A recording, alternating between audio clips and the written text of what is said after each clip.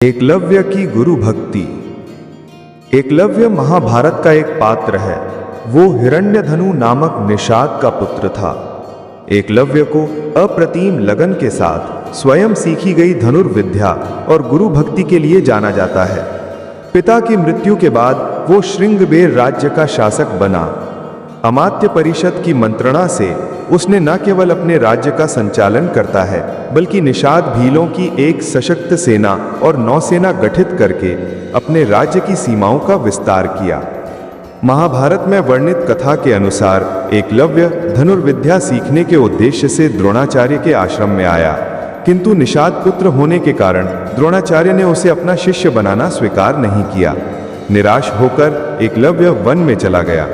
उसने द्रोणाचार्य की एक मूर्ति बनाई और उस मूर्ति को गुरु मानकर धनुर्विद्या का अभ्यास करने लगा।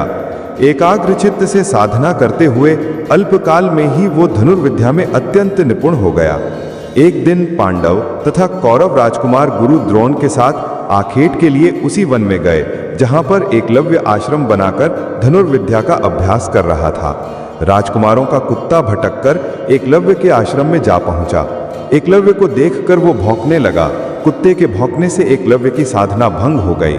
उसने ताबड़तोड़ 7 बाण चलाकर कुत्ते का मुंह बंद कर दिया। एकलव्य की साधना में बाधा पड़ रही थी, अतः उसने अपने बाणों से कुत्ते का मुंह बंद कर दिया। एकलव्य ने इस कौशल से बाण चलाए थे कि कुत्ते को किसी प्रकार की चोट नहीं लगी। कुत्ते के लौटने पर कौरव, पांडव तथा स्वयं द्रोणाचार्य ये धनुर कौशल देखकर दंग रह गए और बाण चलाने वाले की खोज करते हुए एकलव्य के पास पहुंचे। उन्हें यह जानकर और भी आश्चर्य हुआ कि द्रोणाचार्य को मानस गुरु मानकर एकलव्य ने स्वयं ही अभ्यास से यह विद्या प्राप्त की है। कथा के अनुसार एकलव्य ने गुरु दक्षिणा के रूप में अपना अंगूठा काटकर द्रोणाचार्य को दे दिया था।